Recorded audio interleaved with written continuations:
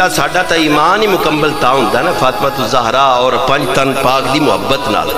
انہاں دی محبت تو بغیر ساڈے سے تا کھوکھلے ہاں.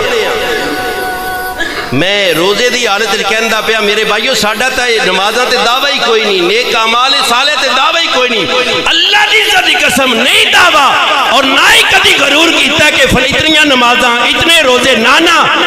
ایک ہی بات تے ناز ہے کہ ساڈے دل وچ پنج تن پاک دی محبت ہے. اللہ دے فضل و کرم نال کوئی بھی سنی کسی بھی اہل بیت دا گستاخ نہیں.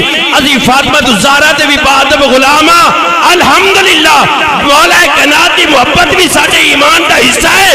اصل حسین دے بھی پکے سچے غلام ہاں. ساڈا یہی ناز ہے, اس بات تے غرور ہے کہ اسی سنی پنج تن پاک دے غلام ہاں.